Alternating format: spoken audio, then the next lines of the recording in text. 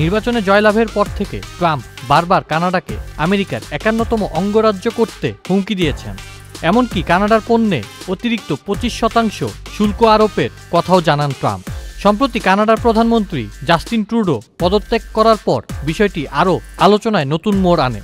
তবে এবার যুক্তরাষ্ট্রের নবনির্বাচিত মার্কিন প্রেসিডেন্ট ডোনাল্ড ট্রাম্পের মন্তব্যের কড়া সমালোচনা করেছেন কানাডার প্রবীণ রাজনীতিবিদ ও সাবেক প্রধানমন্ত্রী জিন ক্রিটিয়েন। কানাডাকে যুক্তরাষ্ট্রে সংযুক্ত করার ট্রাম্পের প্রস্তাবটিকে তিনি পুরোপুরি অগ্রহণযোগ্য এবং সার্বভৌমত্বের জন্য নজিরবিহীন হুমকি হিসেবে বর্ণনা করেন।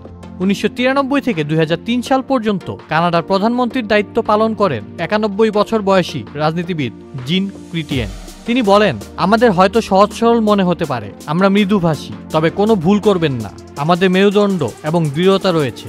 ১২ জানুয়ারি ট্রাম্পকে সরাসরি উদ্দেশ্য করে ক্রিটিয়েন বলেন, সীমান্তের ওপার থেকে অবৈধ আগ্নেয়াস্ত্র আসা এবং নর্থ ওয়েস্ট প্যাসেজকে কানাডার আঞ্চলিক জলসীমা হিসেবে স্বীকৃতি দিতে ওয়াশিংটনের অনীহা নিয়ে কানাডা যুক্তরাষ্ট্রের মুখোমুখি হওয়া উচিত।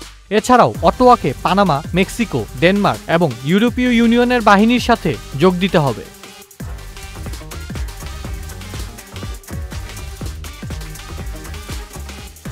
গত সপ্তাহে নিজের সোশ্যাল প্ল্যাটফর্মে একটি মানচিত্র পোস্ট করেন ট্রাম্প, যেখানে যুক্তরাষ্ট্র ও কানাডাকে একক দেশ হিসেবে দেখানো হয়। পুরো মানচিত্রের উপর যুক্তরাষ্ট্র শব্দটি চাপিয়ে দেওয়া হয়। এই অবস্থায় কয়েকটি প্রশ্ন আসছেই। ট্রাম্প কি কানাডাকে দখলে নিয়েই নেবেন? এই সুযোগ কি রয়েছে? সুযোগ থাকলে সেটি কেমন হতে পারে? কানাডায় থাকা অভিবাসীদের ক্ষেত্রেই বা কী হবে? আসাফুল ইসলাম আকিব, চ্যানেল আই।